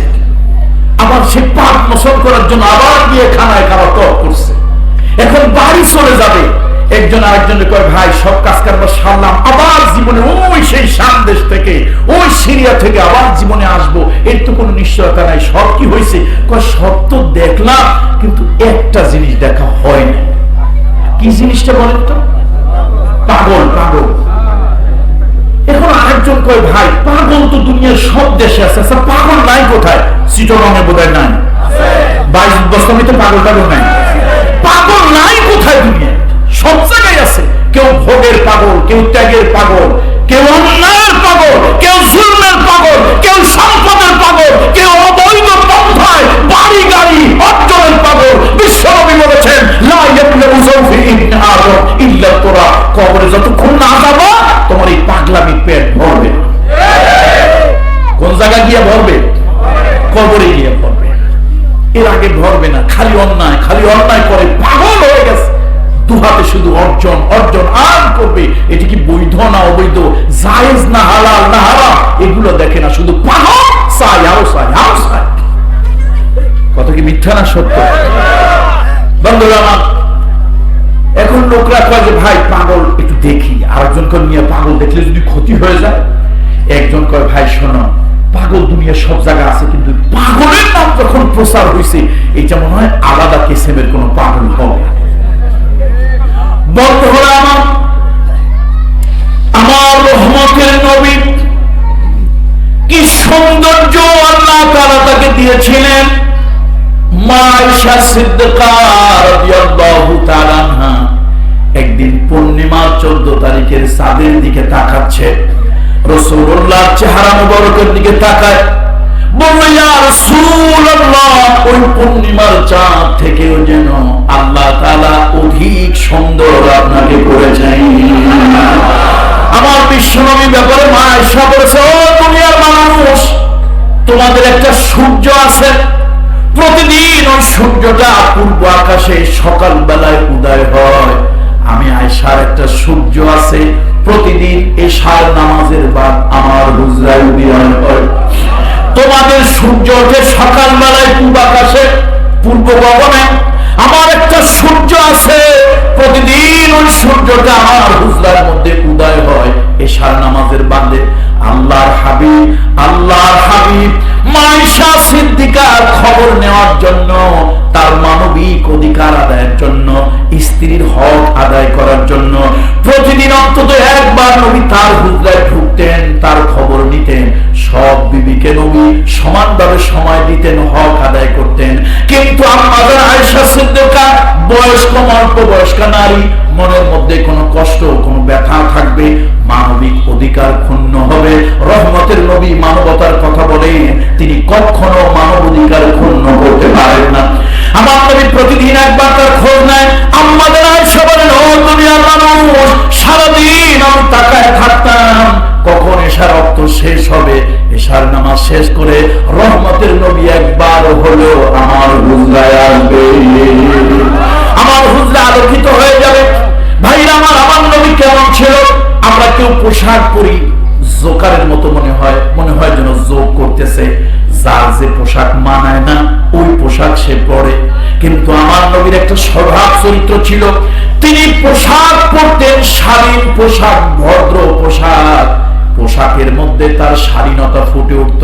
আমার নবী কখনো উগ্র পোশাক পরতেন না, এমন কোন কালার তিনি পরতেন না, এমন কোন কালার তিনি ব্যবহার করতেন না যাতে নবীজিকে নিয়ে হাস্য তামাশা করা যায়। আমার নবী দুই দিকে সিটি কাটতেন, মাঝখানে সিটি কাটতেন, দুই দিকে চুলগুলো ছড়িয়ে দিতেন। মাঝে মাঝে সিটির মধ্যে আল্লাহর হাবিব আতর খুশবু ঢেলে দিতেন, টপ টপ করে পড়তো। হুজুর হাতের এই দিকে আতর মারতেন। কোন বাচ্চাদেরকে পেলেই একটু আদর করে স্নেহ করে একটু হাত বোলায় দিতেন। রহমতের নবীর হাত যদি কোন বাচ্চার গায়ে লাগতো, 2 দিন 4 দিন পর্যন্ত সুগন্ধ থাকতো। লোকেরা বলাবলি করতো, লোকেরা বলতো রহমতের নবীর হাত এই বাচ্চার গায়ে লেগেছে। আমার নবীকে দেখলে জামালে জিসমানি কামালে জিসমানি, জামালে রুহানি কামালে রুহানি, দৈহিক সৌন্দর্য, মানবিক সৌন্দর্য, চেহারার সৌন্দর্য, ভিতরের আন্তরিক সৌন্দর্য, দুইটাই আমার নবীর ছিল। এই সৌন্দর্য দেখে কত মানুষ পাগল হয়ে গেছে, কত মানুষ আত্মহারা হয়ে গেছে। বিদেশি লোকজন ওই জালিমদের অপপ্রচার, মিথ্যা প্রচার শুনে পাগল দেখার জন্য এলো। আইনা মাজনু, আইনা মাজনু, কোথায় পাগল? লোকেরা দেখাইলো ওই তো আব্দুল্লাহ ছেলে মুহাম্মদ, কয়েক বংশ আব্দে মানব গোত্রের পাগলটা। আমার নবীর চেহারা দিকে মুহাম্মদুর রাসূলুল্লাহ সাল্লাল্লাহু আলাইহি ওয়াসাল্লাম তার সুন্দর চেহারার দিকে যখন তাকিয়েছে, চোখ যেন আর ফিরানো যায় না, চোখের পলক যেন পড়ে না। পোশাকে বলে দেয় লোকটা ভদ্র, পরিষ্কার পরিচ্ছন্নতায় বলে দেয় লোকটা রুচি সম্মত। আমার নবী গরিবী পোশাক পরতেন, কিন্তু কোনদিন কোন অপবিত্র পোশাক পরতেন না। গরিবী পোশাক পরতেন, কোনদিন ছিন্ন ভিন্ন পোশাক পরতেন না। গরিবী পোশাক পরতেন, কিন্তু কোনদিন ময়লাযুক্ত পোশাক আমার নবী পরতেন না। পোশাকের মধ্যে তার ব্যক্তিত্ব ফুটে উঠত, তার পার্সোনালিটি, খুসুসিয়াত। আমার নবীর চেহারাটা যেমন ছিল, হাঁটা চলা এমন ছিল, আচার আচরণ এমন ছিল, মানুষ তার আচার আচরণ দেখে মুগ্ধ হয়ে যেত, বিমোহিত হতো। লোকজন পাগল দেখার জন্য বিদেশি লোকেরা এলো। মুহাম্মদ রাসূলুল্লাহ চেহারার দিকে তাকায়া, পোশাকের দিকে তাকায়া বলল, পাগল দেখেছি বটে, এমন পাগল তো দেখি নাই। পাগল হলো হয় রঙ্গ থাকে, অথবা একটার উপরে 5টা কাপড় পরে, শীতের দিনে গরমের কাপড় পরে, গরমের দিনে শীতের কাপড় পরে, ল্যাংটা হয়ে থাকে। কিন্তু এই পাগল তো ব্যতিক্রম ধর্মী, পাগলের রুচিবোধ আলাদা। একজন বলল, ভাই যাই বলো না কেন, এত সুন্দর পরিপাটি পরিচ্ছন্ন বিনয়ী মানুষ পাগল হতে পারে না। যদি লোকটা পাগল হয় তাহলে তার পাগলামি দেখবই দেখব। মুহাম্মদ রাসূলুল্লাহর কাছে গিয়ে বসেছে। ওই যে ওরা মিথ্যা প্রচার করেছিল, ইউরিদুনা লিইউতফিউ নূরাল্লাহি বিআফওয়াহিহিম, ইয়ানি বিআকওয়ালিহিমুল কাযিবা। মিথ্যা কথা দিয়া, মিথ্যা প্রচার দিয়া, মিথ্যা সংবাদ দিয়া, মিথ্যা জার্নালিজম দিয়া আজকে তাম দুনিয়ায় ইসলামকে প্রশ্নবিদ্ধ করা হয়, ইসলামকে সন্ত্রাস হিসেবে আখ্যায়িত করা হয়। এই ষড়যন্ত্র আজকে নয়, 1000 বছর আগে। ঠিক কিনা জানো? মিথ্যা প্রচার হলো মুহাম্মদ মাজনু, পাগল। লোকেরা এলো আল্লাহর হাবিবের কাছে বসলো, কোরআন তেলাওয়াত করলো। মুহাম্মদ রাসূলুল্লাহর জবানে কোরআন কি মধু, কি মধু। দুনিয়ার মধু খেলেও, দুনিয়ার মধু খেলেও তৃপ্তি মিটে যায়। আমার রহমতের নবীর জবানের তেলাওয়াত যেন মধুর থেকেও মধু। এই জন্য আমার রহমতের নবীর জবানে কোরআন তেলাওয়াত শুনে জিনেরা বলেছিল, ইন্না সামি'না কুরআনান আজাবা, ইন্না সামি'না কুরআনান আজাবা। মুহাম্মদ রাসূলুল্লাহ সাল্লাল্লাহু আলাইহি ওয়াসাল্লামের জবানে কি এক বিস্ময়কর কোরআন শুনলাম, মন মুগ্ধকর কোরআন শুনলাম, কি মর্মস্পর্শী কোরআন শুনলাম, কি হৃদয়গ্রাহী কোরআন শুনলাম হুজুরের জবান থেকে।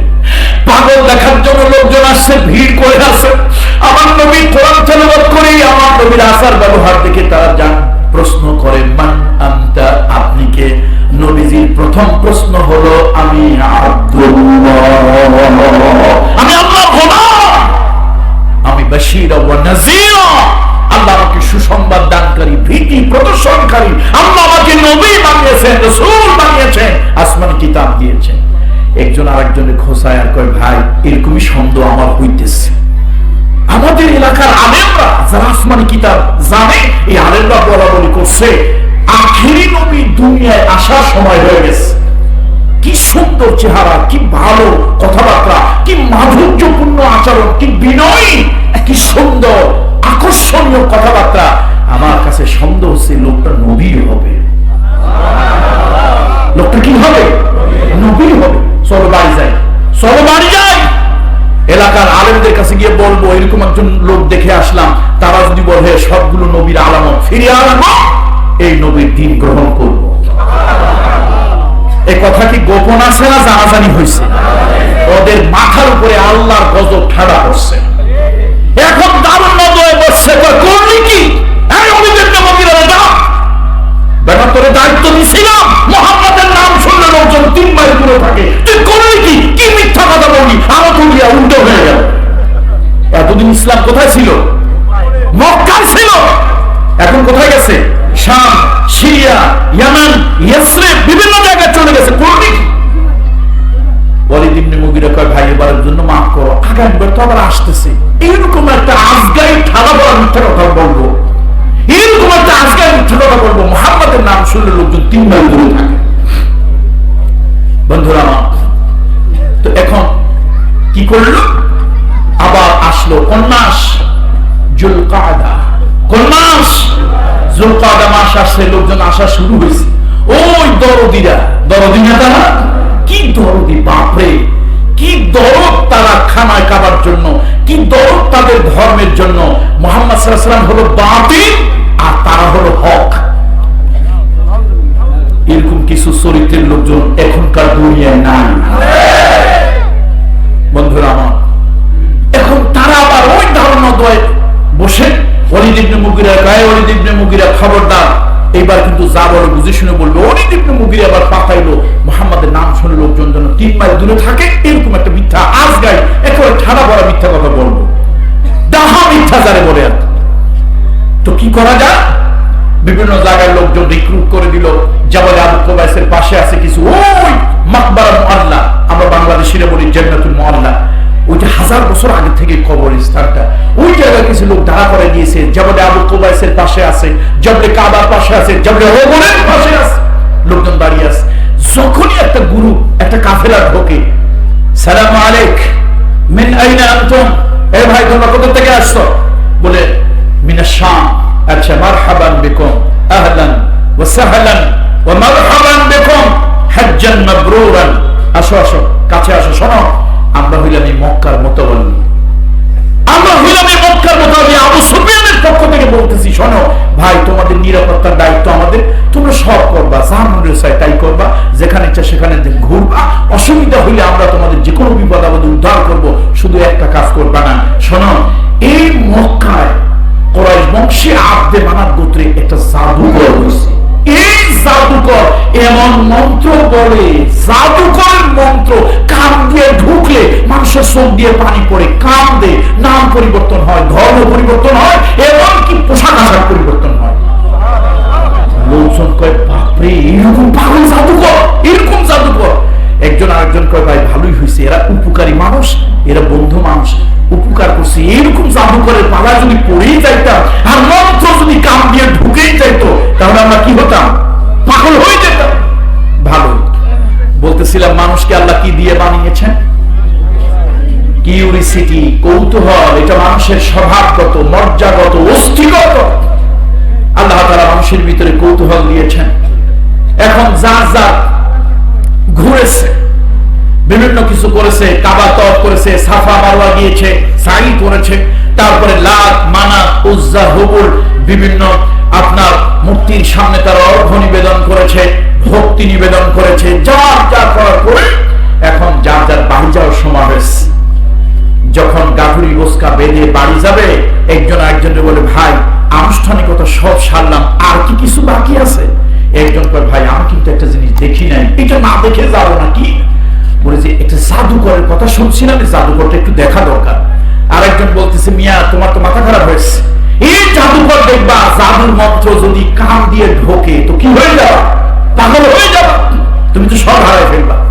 বলে দেখো আমার কাছে একটা বুদ্ধি আছে, আমি কানের মধ্যে আঙ্গুল জোরে ঢুকাবো, এমন ভাবে ঢুকাবো জাদুকরের মন্ত্র কান দিয়েও ঢুকবে না, আর কি হবে না, পাগল হবে না। আরেকজন বললো ভাই এরকম বুদ্ধি তো দরকার, চলো আমিও যাবো, পুরাতন কাপড় চোপড় ধরবো কানের মধ্যে। জাদুকর দেখার জন্য আসছে, তাদের ধারণা ছিল একটা বিভৎস চেহারা, বিভৎস চেহারা, হয়তো হাতের মধ্যে হাড্ডি আছে, ত্রিশূল আছে, আবার কারো থাকে গায়ে থাকে সট, মাথায় থাকে জট, এরকম কিছু লোকজন আছে না, গায়ে হলো সট, মাথায় হলো জট, হাতে ত্রিশূল, হক মাওলা ইল্লাহ। পাবলিক কয় মামুরে পাইছি, কারে পাইছি, মামুরে পাইছি। জীবন ভর করবে মামু, মারা গেলেই কয় বাবা।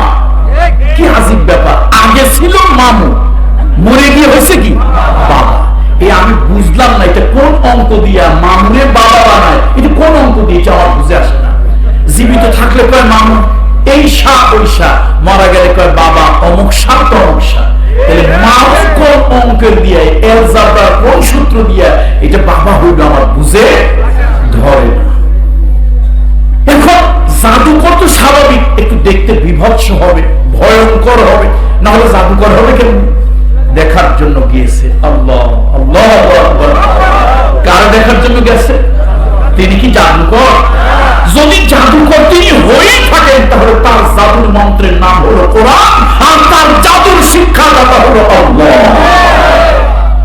বন্ধুরা আমার আম্মা যারা আয়েশা সিদ্দিকা রাদিয়াল্লাহু তাআলা আনহা বলেছে, হুজুর হুজুর ইয়া রাসূলুল্লাহ, মিশরের মহিলারা ইউসুফ নবীর সৌন্দর্য দেখে পাগল হয়ে গেছিল।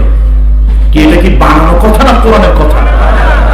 তারা কি করছে, ওই যে জুলাইখার কাছে আজিজে মিসর, মিশরের অর্থমন্ত্রী, পরিকল্পনা মন্ত্রী, তিনি কি করলেন, বাজার থেকে ইউসুফ আলাইহিস সালামকে কিনে এনে জুলাইখার কাছে দিয়ে বললেন, আকরিমি মাসওয়াহু আসা আইয়ানফা'না আও নাত্তাখিযাহু ওয়ালাদা। এই জুলাইখা, আমি তো অনেক দিন ধরে বাচ্চা কাচ্চা হয় না, অনেক টাকা পয়সা আমার, এগুলো খাবে কে? তো আমি বাজার থেকে ছেলেটার কিনে আনছি, ছেলেটা চেহারা বলে ছেলেটা ভালো হবে, যদি আমার কোনো বাচ্চা কাচ্চা জীবনে আর নাই হয়, এই ছেলে হবে আমার সব সম্পদের উত্তরাধিকারী মালিক। জুলাইখা এক নজর ইউসুফ আলাইহিস সালামের দিকে তাকায় কয় কি, এই না আমার মনের মানুষ পাইছি। এখন প্রেম নিবেদন করে জুলাইখা, ওই টুনটুনি বেগম খালি কানের কাছে সারাদিন সাউন্ড দেয়, আই লাভ ইউ। নবীদের চরিত্র কি আমাদের চরিত্রের মতো? নবীদের চরিত্র পৃথিবীর কোন মানুষের চরিত্রের মতো?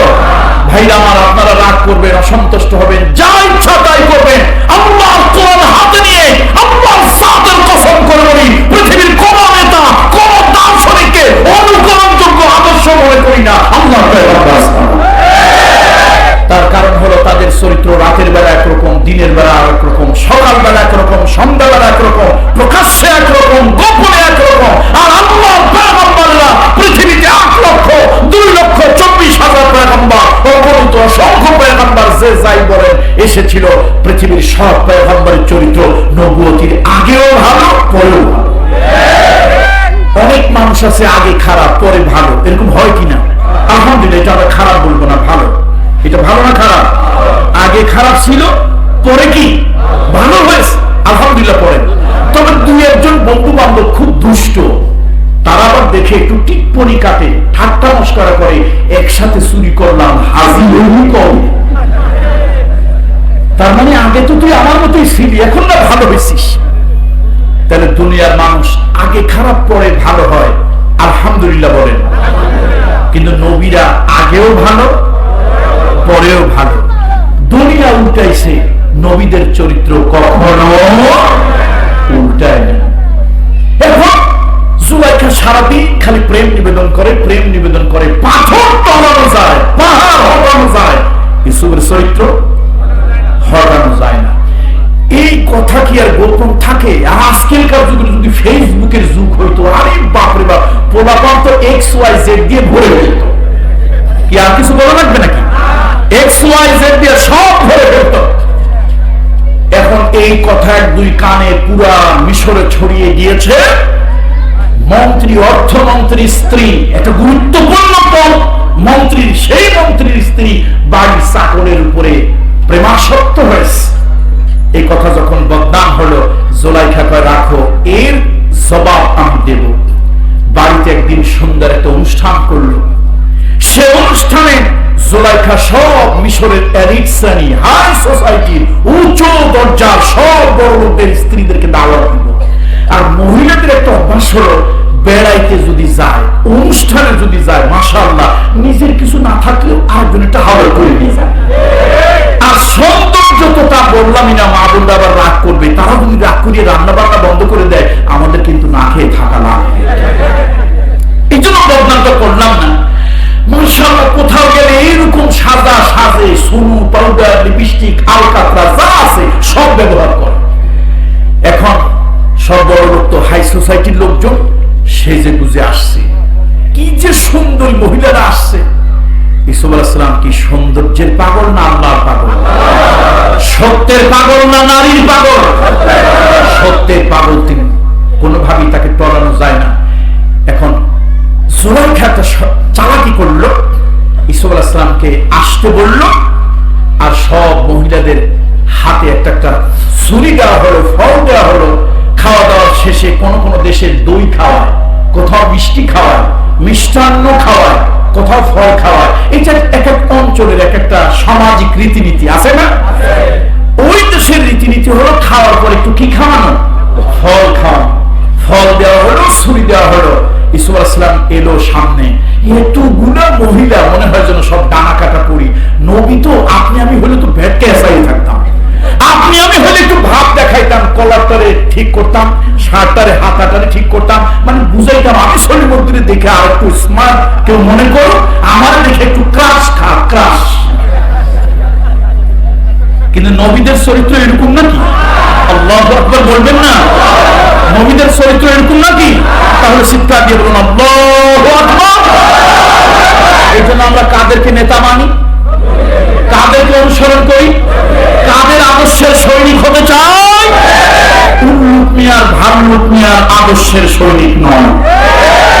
পাহাড় টলানো যায়, চরিত্র টলানো যায় না, পয়গম্বর তারা। এখন মহিলারা এটা দেখে ইউসুফ আলাইহিস সালাম তো খুব লজ্জা পেয়েছেন, এমনি সুন্দর মানুষ লজ্জা পাইয়া আরো সুন্দর হয়েছে। এখন ইউসুফ আলাইহিস সালাম মনে মনে চাচ্ছে, আল্লাহ এরকম একটা বেহায়া বেগানা মহিলাদের কাছে আমি কেমনে থাকি, মনে মনে কিছু চাচ্ছিলেন। জুলাইখা বলেন, ইউসুফ তুমি তোমার জায়গায় ফিরে যাও। মহিলাদেরকে বললেন, আপা, বুবু, আপনারা যারা আছেন, ভাবিরা, সবাই ফল কাটেন। ইউসুফ আলাইহিস সালাম চলে যাচ্ছে, উনি কি করতে বলছেন? ফল কাটবো না, জিনিস দেখবো। কোন কাপড় আগে? জুলাইখা বারবার বলে, আরে ফল কাটেন। তারা উঠে বলল, মা হাদা বাশারান, মা হাদা বাশারান মালাকুন কারীম। আরে জুলাইখা তুমি এটা আনছো কি? এটা তো মানুষ না, এটা তো একটা ফেরেশতা। কি আনছো তুমি? ও বুঝছি, এই ছেলেটার উপরে তুমি প্রেম নিবেদন করছিলা। আমি বাবা, ছেলের চেহারা কত সুন্দর, চরিত্র তো মনে হয় এর থেকে বেশি শক্ত, তোমার প্রেমে সাড়া দেয় নাই, তুমিও তো সুন্দরী কন্যা। আপা একটা কাজ করো, ডাকো, আমরা একটু বুঝাই। আসলে ঐতিহাসিকরা বলছেন ব্যাপারটা তা না, একবার দেখছি কলজা ভরে না। কিছু লোক আছে সালা, নিজের লাগবে, খাওয়া দাওয়ার অনুষ্ঠানে কয়, ভাই ওই ওনার একটু 2 পিস গোশত দেন। উনি কয়, না না আমার লাগবে না, ওনার এটা সালা কি আরেকজনের কথা বলে নিজের দিকে অ্যাটেনশন ডাইভার্ট করা। এরকম কিছু সালাক লোক থাকে না দুনিয়ায়? এখন যদি বলে জুলাইখা ইউসুফ তো মানুষ না ফেরেশতা, এটা দেখে আমাদের কলজাটা ভরে না, তুমি আরেকবার আনো। মহিলাদের মধ্যে কিন্তু জেলাস বেশি, আনবে। চিন্তা করলে একটু চালাকি করি, আপা এই লোকটার প্রতি প্রেম নিবেদন করেছিলাম, সে প্রেমে সারা দেয় নাই, তারে ডাকো, একটু বুঝে শোনায় তোমার দিকে, একটু ডিভোটেড যাতে হয়, একটু সফট কর্নার যাতে হয়, চেষ্টা করি। বন্ধুরা, জুলাইখা কিন্তু বলেন নাই, ইউসুফ আলাইহিস সালামকে ফিরে আসতে বলেন নাই। ইউসুফ আলাইহিস সালাম তার ব্যক্তিত্বের জন্য, তার উন্নত চরিত্রের জন্য একবারের জন্য পিছনের দিকে ফিরে তাকান নাই। এই হলো তার কঠিন ব্যক্তিত্ব, এই হলো তার নবুয়তি চরিত্র। আপনি আমি হলো বারবার তাকাতাম, অজুহাত দিয়ে তাকাতাম, ঘুরে ঘুরে দেখতাম, তিনি তা করেন নাই। মহিলা তার দিকে তাকাইয়া ফল কাটতে গিয়া ফল কেটে কোন সময় হাতে লেগেছে ছুরি, হাত কেটেছে, রক্ত ঝরঝর করে পড়ছে, কারো কোনো খেয়াল নাই। জুলাইখা দেখলো সব মহিলাদের হাতটা পিছনে ঝরঝরে রক্ত পড়ছে। তিনি এবার ওই যে পিছনের সেই খোটার জবাব দিলেন।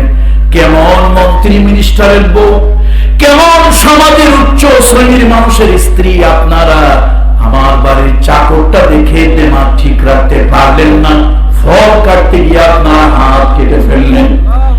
আমার আম্মা যারা আয়েশা সিদ্দিকা আমার ওই রহমতের নবীকে একদিন বলেছিল, ইয়া রাসূলুল্লাহ, ঈসা আলাইহিস সালামকে আল্লাহ তাআলা দৈহিক সৌন্দর্য দিয়েছিল, দৈহিক সৌন্দর্য দেখে মিশরের নারীরা পাগল হয়ে গিয়েছিল, তারা ফল কাটতে গিয়ে হাত কেটেছে। ইয়া রাসূলুল্লাহ, আপনার যে মানবিক সৌন্দর্য, আপনার যে চেহারার সৌন্দর্য, আপনার যে চরিত্রের সৌন্দর্য, আপনার যে রহমত আর বরকতের যে সৌন্দর্য, আপনি রহমাতুল লিল আলামিন, আপনার সৌন্দর্য যদি তারা দেখতো, আমি আয়েশার বিশ্বাস হাত কাটা নয়, কলিজা কাটলেও টের পেত না। আল্লাহু আকবার। লোকজন কি দেখতে গেছে মনে আছে তো? জাদুকর। একটা নজর পড়ার সাথে সাথে লোকগুলো তারা নিজেদেরকে হারিয়ে ফেলেছে, আত্মভোলা হয়েছে, আত্মবিস্মৃত হয়েছে। কি দেখতেছি, ভাবছিলাম কি চেহারা হবে ভয়ঙ্কর বিদ্যুটে, এসে দেখি কি সুন্দর পরিমার্জিত, পরিপাটি, বিন্যস্ত, নরম, ভদ্র, বিনয়ী, কি আকর্ষণীয়। একজন আরেকজনকে বলছে ভাই, একজন আরেকজনকে বলছে ভাই, এই লোকটা জাদুকর হয় কেমনে? তার কি সুন্দর চেহারা, কি আকর্ষণীয়, মানুষের সাথে কি সুন্দর ব্যবহার করতেছে দেখো। আরেকজন বলল ভাই, এমন ভালো মানুষ যদি জাদুকর হয়, তার মন্ত্র শুনে পাগল হতে আপত্তি নাই, তার মন্ত্র শুনবো, পাগল হবো, আপত্তি নাই। কানের থেকে আঙ্গুল বের করেছে, কানের থেকে কাপড় বের করেছে, রাসূলুল্লাহর কাছে এক কদম দুই কদম যাচ্ছে। আল্লাহু আকবার। রাসূলুল্লাহ সাল্লাল্লাহু আলাইহি ওয়াসাল্লামের সোহবতে গিয়ে বসেছে। আমার হুজুর প্রচলিত কোন কলেজ বিশ্ববিদ্যালয় পড়েননি। আল্লাহ তাআলা তাকে বনি সাআদ, ওই তায়েফে আরব জাহানের মধ্যে সবথেকে ভাষা সুন্দর, পরিমার্জিত, পরিশীলিত, সুন্দর ভাষা যাদের ছিল তারা হলো তায়েফ আর বনি সাআদ। দেখেন আল্লাহর হিকমতটা দেখেন। হুজুরকে জন্মের পরে আল্লাহ কোথায় পাঠিয়ে দিয়েছিলেন? কোথায়? ওই তায়েফ থেকে ভাষা নিয়ে আসলো। আজীবন সে ভাষা রসুলের জবানে। যখন লোকেরা জাদুকর দেখার জন্য এলো, রসুলের সোহবতে বসলো, এমন সুন্দর কথা বলতেছে, লোকজন চাতক পাখির মতো আমার হাবিবে কিবরিয়ার দিকে তাকিয়ে আছে, চোখে পলক পড়ে না। একজন আরেকজনকে বলছে ভাই, উনি যা জবাব থেকে বলছে এটা তো মন্ত্র হতে পারে। আবার নবী পড়ছেন, কোরআনুল কারীম তেলাওয়াত করছেন। আরবের লোকজন আরবি ভাষা বোঝেন, কোরআন হলো স্পষ্ট আরবি ভাষায়, তাদের কানের মধ্যে দিয়ে ঢোকে, কলিজার মধ্যে দিয়ে স্পর্শ করে, কানের মধ্যে দিয়ে ঢোকে, কলিজায় স্পর্শ করে, চোখ বেয়ে টপটপ করে পানি পড়ে। একজন আরেকজনকে বলে ভাই, আমাদের এলাকার আসমানি কিতাবের যারা আলেম, তারা বলা বলি করতেছিল, দুনিয়ার আলামত দেখে তারা বলা বলি করতেছিল, আখিরি যে নবী তার আসার সময় হয়ে গেছে। এই লোকটার চেহারা চরিত্র দেখে মনে হয় তিনি তাই হবে।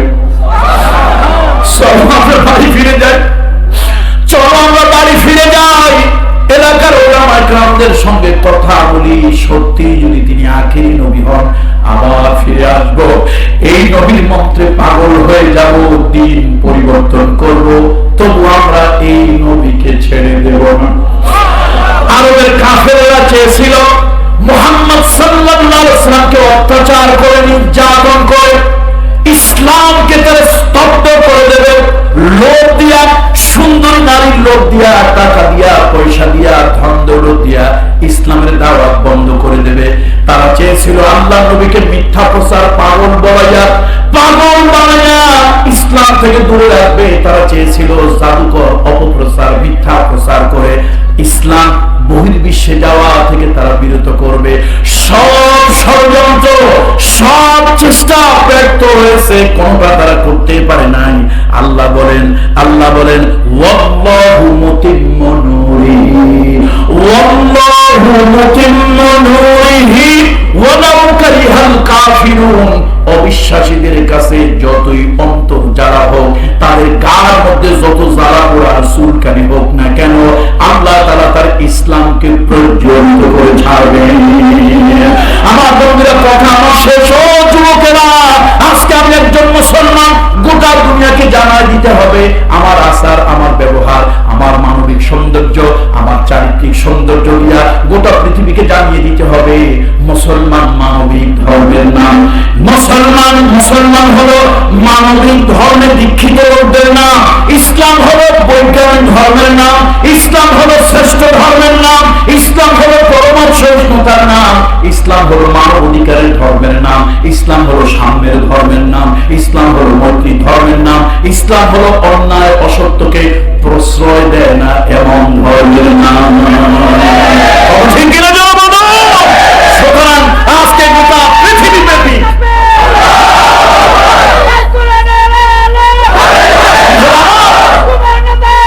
বন্ধুরা, আজকের দাওয়াত হবে, আমি হানাফি এই দাওয়াত নয়, আমি তরিকত এই দাওয়াত নয়, আমি তাবলীগ এই দাওয়াত নয়, আমি চিশতিয়া, সাবরিয়া, নকশবন্দিয়া এই দাওয়াত নয়। আজকের দাওয়াত হবে আমি মুসলমান। গোটা পৃথিবী দেখে রাখো আমি মুসলমান। আমার মাযহাব ইসলাম, আমার দল ইসলাম, আমার আদর্শের নাম ইসলাম, আমার মানবতার নাম ইসলাম, আমার মনুষ্যত্বের নাম ইসলাম।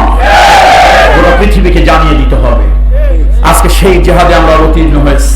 আসুন, সন্ত্রাসবাদ, জঙ্গিবাদ, রাহাজানি, সাদাবাজি, অন্যের ধর্মের উপরে আক্রমণ, তার উপাসনালয়, দেবালয় আক্রমণ, এমন কোন কাজ নিজেরাও করব না, আর মুসলমান নামধারী কোন কুলাঙ্গারকে করতে রাজি আছি না আমরা?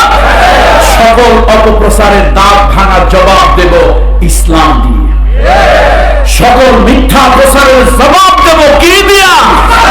যদি কেউ জিজ্ঞেস করে তোমার ধর্মের নাম কি, তোমার দলের নাম কি, তোমার মাযহাবের নাম কি, তোমার তরিকতের নাম কি, আর তোমার নেতার নাম কি? মুহাম্মাদুর রাসূলুল্লাহ সাল্লাল্লাহু আলাইহি ওয়াসাল্লাম। আল্লাহ তাআলা আপনাদের প্রতি রহম করুন। ব্যবসায়ী ভাইদের কিছু ক্ষতি আমরা করেছি, আল্লাহ তাআলা ব্যবসায়ী ভাইদেরকে এটা বেশি বেশি করে বরকত আর রহমত দিয়ে পোষায় দিয়েন। পথচারীদেরকে আমরা কিছুটা ক্ষতি করেছি, আল্লাহ তাদের যে কষ্ট হয়েছে, এই কষ্টের বিনিময়ে পথচারীদেরকে দুনিয়া এবং আখিরাতে উত্তম জাযা দান করুন। মরহুম আনসারী সাহেব রাহমাতুল্লাহ আলাইহি তার একটা অরাজনৈতিক সংগঠন বাংলাদেশ ইসলামী মুজাহিদ পরিষদ, এটা একটা আধ্যাত্মিক সংগঠন। আমাদের দুইজন সভাপতি আমার দুই পাশে আছেন, ওনারা আমাদের মুরব্বী, মরহুম আল্লাহর ওলির আমল থেকেই আছেন। আলহামদুলিল্লাহ প্রতি বছর এই এলাকায় আসা হয়। আমাকে বারবার বলা হয়েছিল যে আমাদের বাহার ভাই সহ সবাই বলেছেন বারবার যে সবাই বলেছেন যে আমাকে থাকার জন্য। আসলে আমার প্রোগ্রাম দেশে এবং দেশের বাহিরে বিভিন্নভাবে শিডিউল হয়ে যাওয়ার কারণে অনেক সময় চাইলেও আমি অনেক কিছু ঠিকভাবে মেনটেন করতে পারি না। তো আমি কিছু সময় দেওয়ার চেষ্টা করলাম, খুতবায় কিছু সময় আপনাদেরকে দিলাম এবং এই পথসভায় কিছু সময় আপনাদেরকে দিলাম। আল্লাহ তাআলা ইসলামকে নিয়ে বাঁচার, ইসলামকে নিয়ে মরা, ইসলামের ঝান্ডা তুলে ধরা এবং ইসলামের শাশ্বত বাণী মানুষের ঘরে ঘরে পৌঁছে দেওয়া তৌফিক, এই জিহাদে আল্লাহ তাআলা আমাদের সকলকে শরীক করুন। ওয়া মা আলাইনা ইল্লা